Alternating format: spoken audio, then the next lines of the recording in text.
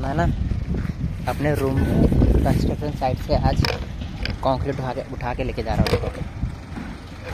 ये मैं दिखाता हूँ क्या है।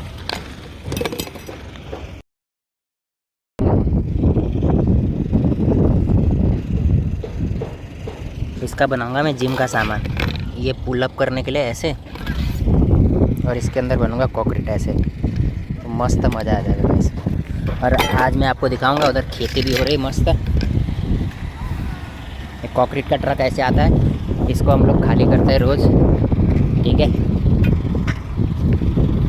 मज़ा आ जाता है कंस्ट्रक्शन साइट पे। ये ब्लॉक्स कल रात को उतारी भाई हम लोगों ने, तो मैं आपको दिखाता हूँ कि कैसे काम करती है बेसिकली मशीनें, ठीक है।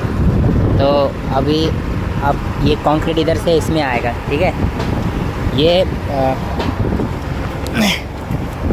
ये प्रेशर मशीन है, इसमें से प्रेशर बिल्ड होता है इसमें, और ये डायरेक्ट ऐसे जाएगा पूरा पाइप से ऊपर, और जहाँ पर चाहिए लास्ट रो कोने तक इसमें एक्यूब प्रेशर होता है।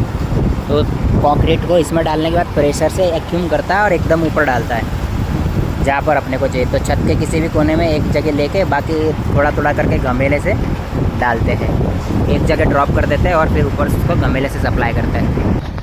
तो मैं आज दिखाता हूँ आपको ऊपर अपनी साइड पे। ये दूसरा पार्ट है लेबर लोग का काम करने वालों का, ठीक है। आज अपने अपन ने कल रात को नाइट ड्यूटी मारी है, तो इसलिए अभी फ्री है भाई, डे ड्यूटी नहीं था पे खोजत हैं केने चल गए है इन्हें तो रब्बे कर ले।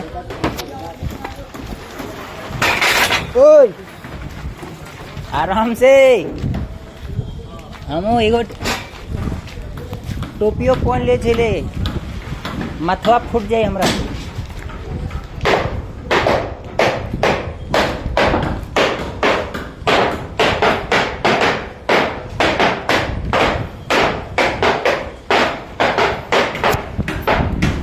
अरे हमरा था पीना बेलल जिले ओ कुत्ता।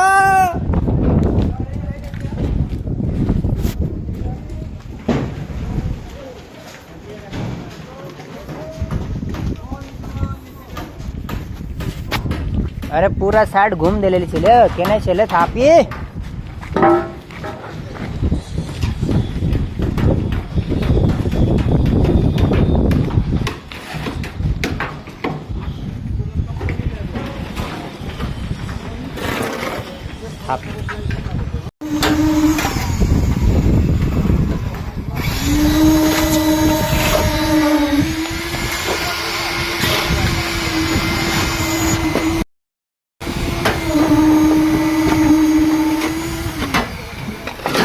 तो आज मैंने अपने लिए ये बनाया भाई, देसी जुगाड़ है ये।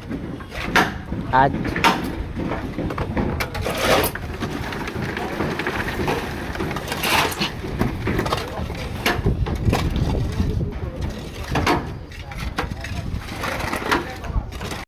ऐसे महाराष्ट्र में खेती करने के लिए ये वाला सिस्टम है। यहाँ पे एकदम मस्त खेती होता है, उधर कुआं है पानी का, ये पूरा सिंचाई हो रहा है। देखो अभी क्या चीज़ का खेती हो रहा है मुझे मालूम नहीं है, लेकिन उस तरफ मकई है और इस तरफ कुछ और उगा रहे होंगे। कितना खूबसूरत है देखो। तो हम पहाड़ी लोगों के साथ प्रॉब्लम क्या है कि हम लोग के पास छोटे छोटे खेत होते हैं, इसलिए हम लोग इस तरह की खेती नहीं कर पाते। वरना ये शहर के लोगों के लिए देखो कितना बढ़िया है, पूरा बड़ा बड़ा खेत है। और हो सकता है कि एक आदमी का एक या दो ही खेत हो, लेकिन ये 2 खेत बहुत है, 50 खेत के बराबर है ये दोनों खेत।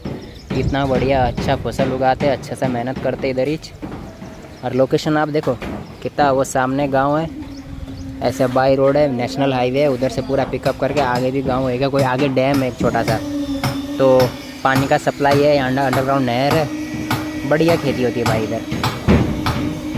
देखो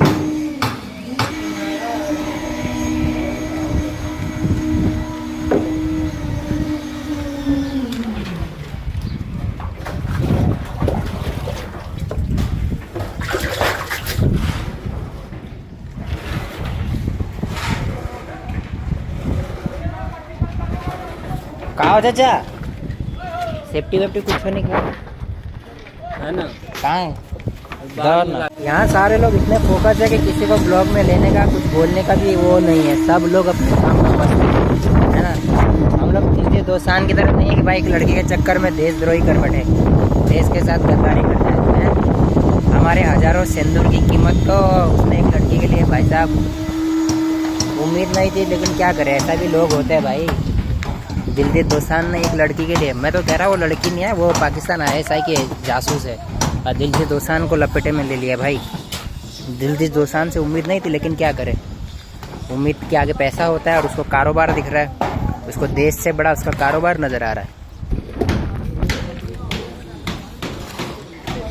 देखो ये क्या होता है बेसिकली ना, आप देख रहे हो वो नीचे प्रेशर से मशीन से ऊपर माल फेंका, अब ये छोटे छोटे कॉलम है ना, तो जो रोड साइड के होते हैं बड़े बड़े कॉलम, उसमें क्या होता है डायरेक्ट इसको मशीन को डाल देते हैं, पूरा एक्यूप्रेशर उसमें चला जाता है, फिर एक ग्राइंडर से उसको ग्रेन करते रहते हैं वाइब्रेशन से, और पूरा लेवल हो जाता है।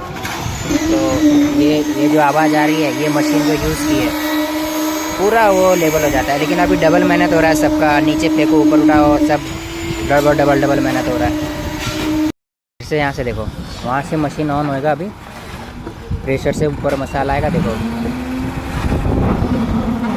और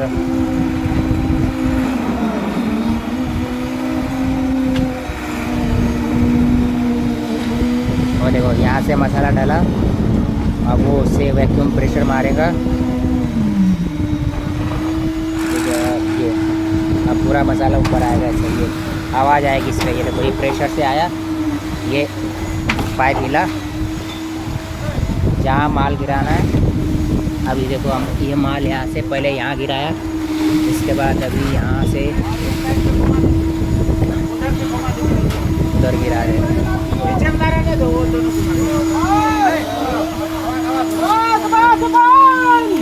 एने से सुनाई देबे ओकरा इतना हल्ला होई छी, ओकरा बाद ओकरा सुनाई देबे हैं। अरे भैया बंद करावा।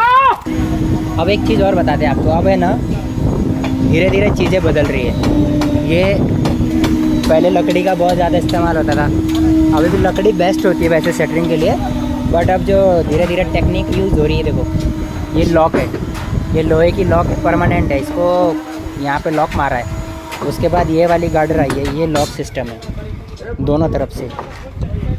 थोड़ा हार्ड काम है लोहे का, लेकिन ये बेस्ट होती है। अब नई नई चीज़ें चेंज हो रही, लकड़ियाँ कम यूज़ होती है, क्योंकि लकड़ियों में प्रॉब्लम्स बहुत सारी होती है ना। अब देखो बढ़िया से पैकिंग लोहे की एकदम मजबूत है। अब ये लोग इसको भरेंगे, इसको भरेंगे, हम लोग रात को ये वाले भरेंगे, आगे वाले आज अभी दिन में ये लोग भर रहे हैं। मेरी टीम अभी सो रही है, क्योंकि रात को नाइट ड्यूटी की है सबने। तो घुमाया आपको मैंने ऊपर, लेकिन मैं आपको फिर से एक चीज़ बताना चाहता हूँ कि मैं एज अ इंडियन, भले मैं छोटा काम करता हूँ, मजदूरी करता हूँ, हाथ देखो सीमेंट वाले फट फट के लाल हो रहे, लेकिन मेरे अंदर दिलजीत दोसांझ की तरह देशद्रोही करने जैसा काम या देशद्रोही करने वाला गुण नहीं है। पैसों की कमी है, ऐसा बात नहीं है कि पैसों की कमी नहीं है, मजदूरी करते हैं, 2 पैसा कम कमाते, मगर ऐसा नहीं कि अपने एक फ़िल्म के लिए अपन अपने देश के साथ जो हुआ उसकी कीमत को, उसके इमोशंस को भूल जाएंगे। तो भाई देखो ऐसा बड़ी कोई वो बात नहीं है कि देश के अंदर गद्दार नहीं होते हैं या देश के अंदर इस तरह के लोग पैदा नहीं होते हैं। देश के अंदर इस तरह के लोग बार बार पैदा होते रहते हैं, ताकि समाज के अंदर एक जागरूकता फैली रहे। और ये कलंक जो है, ये सरदार जी ने जो है अपनी एक 2 छोटी सी 4-500 की एक छोटी सी मूवी के लिए उसने अभी जो इतना बड़ा हमारे साथ हादसा हुआ है, जो हमने इतना बड़ा गम झेला है पहलगाम अटैक के बाद, उसके बाद जो दिलजीत दोसांझ ने ये किया है। और देखो सबसे बड़ी बात क्या है पता है, हानिया मीर ने ट्वीट किया था और अपने इंस्टाग्राम पोस्ट पे किया था कि हमारी फ़ौज कायर है, और उसके बाद भी दिलजीत उसके साथ बैठा, उसके साथ पिक्चर बनाया। तो मैं आपको बता दूं कि देखो यहाँ पे दिलजीत दोसांझ की भी कहीं ना कहीं ऐसा लग रहा है जैसे ISI की चपेट में आ गया है। एक लड़की के चक्कर में बंदा एक देश, अपने देश के खिलाफ आ गया है। ये होती है औरत जिसको ISI ने इस्तेमाल किया दिलजीत दोसांझ के लिए। तो अब देखना है ये है कि भाई इस कलंक को, भाई यार सीमेंट लग गई पूरी पैंट में भाई। कल ही रात को मैंने 2 बजे कपड़े धोए थे भाई, फिर से लग गई। जाती भी नहीं है ना जल्दी से, तो भाई दिलजीत दोसांझ लगता है वो सारे सेक्रीफाइसेस भूल गया है जो हमारे समाज ने, सिख समाज ने इस राष्ट्र के लिए दिए हैं, अपने धर्मों के लिए दिए हैं। पर ठीक है, ऐसे 2-3 लोग होते हैं, लेकिन अवेयर हो जाना चाहिए लोगों को कि ऐसे लोगों को फॉलो करते हैं, ऐसे लोगों को मार्गदर्शन बनाते हैं। कुछ वक्त के लिए इंसान अच्छा था, मैं इसको बहुत फॉलो करता था क्योंकि इसकी बातें, इसके गाने अच्छे लगते थे मुझे। लेकिन कभी कभी ऐसा, आपने आस्तीन का सांप सुना होगा कि दिखता अच्छा है लेकिन डसता है तो बहुत बुरा डसता है। तो वही चीज़ दिलजीत दोसांझ ने की है। फिर भी ठीक है, उसके पैसों के लिए, उसके धंधे के लिए, उसका जो बोलता था मन उसने किया। अब हमारी बारी है कि हम क्या कर सकते हैं। तो गाइस, सबसे पहले तो मैंने दिलजीत दोसांझ को, जो सबसे पहले उसने जब चैनल बनाया था तब शायद 1K थे, कुछ थे भाई, मैंने फॉलो किया था कम से कम 6 लोगों को। मैंने अपने दोस्तों को बोला था यार भाई बढ़िया बंदा है, इसके गाने अच्छे आते हैं, इसको फॉलो करो। तो सबसे पहले मैंने अनफॉलो किया है, अनसब्सक्राइब किया, और बाकी चीज़ें जो मैं कर सकता हूँ अपनी तरफ से एज ए इंडियन। मैं जानता कि मैं कंस्ट्रक्शन साइड या छोटे मोटे काम करता हूँ, लेबर हूँ, एक इंडिया का छोटा सा लेबर, 3rd क्लास बोले तो, एक ऐसा लेबर जो शायद देश के साथ कुछ, देश के लिए कुछ कंट्रीब्यूट भी नहीं करता हो, लेकिन मैं एक चीज़ कंट्रीब्यूट करता हूँ, वो है मेरी मेहनत, जो कि मेरी ईमानदारी है। अगर मैं कंस्ट्रक्शन साइट पे अपनी ईमानदारी से काम करता हूँ, अपने पैसों के लिए काम करता, तो ये बिल्डिंग अगर कल के दिन कुछ भी बनता है, यहाँ बिल्डिंग राष्ट्र के लिए काम आती है, यहाँ से कोई अच्छा इंसान रहने आता है, बनता है, जो भी है, तो अगर वो मेरे राष्ट्र के लिए कंट्रीब्यूट करता है तो मुझे लगता है कि मैं दिलजीत दोसांझ से बहुत बड़ा इंसान हूँ। और ज़रूरी मायने नहीं रखता कि आपके 20 मिलियन फॉलोवर हो और आपके अंदर बेईमानी हो देश के प्रति, तो राष्ट्र के प्रति। तो मैं नहीं समझता कि दिलजीत दोसांझ कोई बहुत बड़ा आदमी हो गया आज के टाइम पे। ठीक है, तो चलिए, बस अवेयर रहें, ऐसे लोगों से बच के रहें, क्योंकि हो सकता है कि अब कोई विक्टिम कार्ड भी खेल जाए वो इंसान। हम भी जानते हैं, उससे दिलजीत दोसांझ का मैंने इंटरव्यू देखा था, वो कह रहा था कि भाई युद्ध से पहले जब हमने पिक्चरें शूट की थी तब कुछ नहीं था, सब ठीक था, दोनों देश को बीच में सब इधर था उधर था। ठीक तो कभी भी नहीं था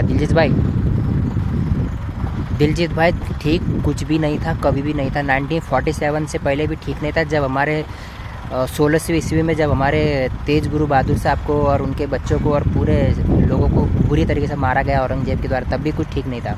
उसके बाद 47 के बाद जो लाशें भेजी पाकिस्तान ने भर के, तब भी कुछ ठीक नहीं था।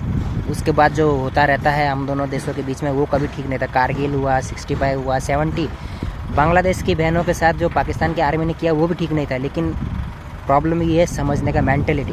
हमेशा अपना एक मोटिवेट होना चाहिए अपने देश के प्रति, अपने ईमान के प्रति। वो आप हो चुके हो। आप जो कनाडा जाते हो, आप सेकुलर बनने की कोशिश और एक फ्री ओपन माइंडेड बनने की कोशिश कर रहे हैं। ये एक सिख के सर पे अगर पगड़ी हो ना, तो उसके ऊपर ये शोभा नहीं देता है। आप उन खालिस्तानियों की तरह ट्रीट कर रहे हो जो अपने देश में तो कुछ बोल नहीं पाते, दूसरे देशों में खालिस्तान मांग रहे हैं। और याद रखना, इस खालिस्तान की एक जो कल्पना है ना कि हम खालिस्तान बनाएंगे, पंजाब का एक माटी भी नहीं ले पाओगे आप। जान देनी पड़े, पहले तो हम जान ही ले लेंगे, लेकिन अगर जान देनी पड़े इस राष्ट्र के लिए, उस चीज़ से भी पीछे नहीं हटेंगे। और ये कोई बोलने वाली बात नहीं है, कुछ फ़र्क नहीं पड़ेगा अगर हम एक राष्ट्र के लिए कुछ कर गए, मर गए, तो कोई वो बड़ी बात नहीं है। ठीक है, और आप जैसे कलंक नहीं लगाएंगे अब अपन कौम पे, अपने मज़हब पे। तो अब इससे ज़्यादा क्या बोलूँ, छोटे मुँह बड़ी बात हो जाएगी, पता नहीं सोचेगा ये तो क्या मेरे बारे में बोल रहा। तो भाई जो आपने काम किया ना, उसके लिए तो बहुत सारी गालियाँ बनती है, बट ठीक है, फिर भी मैं रिस्पेक्ट से इसलिए बोल रहा क्योंकि मैंने आपको बहुत समय से आपके गाने के साथ साथ आपकी वाणी को भी फॉलो किया है। वाणी समझते हो ना आप, आपके शब्द, जो आपके शब्द होते हैं वो भी इम्पोर्टेंट होते हैं, लेकिन आज आपके कर्म ने सब गड़बड़ कर दिया, गुड़ गोबर कर दिया, कलंक कर दिया आपने इस समाज को। पाकिस्तान के ऊपर दिलजीत भाई का इतना विश्वास होना ना, ऐसा लगता है कि जैसे हम इंडियंस के ऊपर एक तमाचा है। एक पाकिस्तान वो देश है साला जो अपने मुस्लिम ब्रदरहुड को, यानी कि ईरान का खून का सौदा करके आया है, मौत का सौदागर है पाकिस्तान है। और कल रात की बात है, अमेरिका से फ़ोन आया यूएस को, शहबाज शरीफ को, कि भाई ईरान परमाणु हथियार नहीं बनना चाहिए ईरान का, ये तुम्हारा है, तुम देखो। अब इसका मतलब कि पाकिस्तान बहुत डीप घुस चुका है यूएस के साथ, और हो सकता है कि अब वो खुमैनी को भी मारे, जब उसके लिए इस्लामिक ब्रदरहुड का कोई मायने नहीं है। तो दिलजीत दोसांझ के लिए, उसके लिए बहुत बड़ा दिल कैसे आ गया यार। पाकिस्तान के मीडिया कह रही सिख भाई हैं, सिख भाई हैं, इनका खून बहा है तुमने, इसके खून बहा के तुमने पाकिस्तान बनाया है। ठीक है, और ये जो हानिया मीर है, इसको भी मैं सैल्यूट करता भाई, कमाल है। मतलब उसको पता है कि हिंदुस्तान में अगर मैं फेमस हो गई, वापस से मेरे ट्विटर और मेरा इंस्टाग्राम खुल गया, तो मेरे को जो मेरी फ़ैन फॉलोइंग उसकी वजह से मुझे पैसे मिलते हैं, फिर से मेरा पेट चलने लगेगा। तो भूखमरी वैसे आई पड़ी है उसको, और मेरा दिलजीत भाई उसके प्यार में पड़ के भाई उसको खाना खिला रहा है। कमाल का भाई, दिलजीत भाई कमाल है। इस हद तक गिर जाओगे बॉलीवुड वालों। वैसे तुम ऑपरेशन सिंदूर में तुम्हारे मुंह में दही जम गई थी, वैसे फिल्मों में तुम अपनी ज़बान के अलावा कुछ और बोल भी नहीं पाते हो। तो ये है तुम्हारा कैरेक्टर, दुनिया को तुम अपने कैरेक्टर बनाने की सिखाते हो। और देखो यार, छोड़ो अभी क्या बोले इनको, वक्त बताएगा सबका।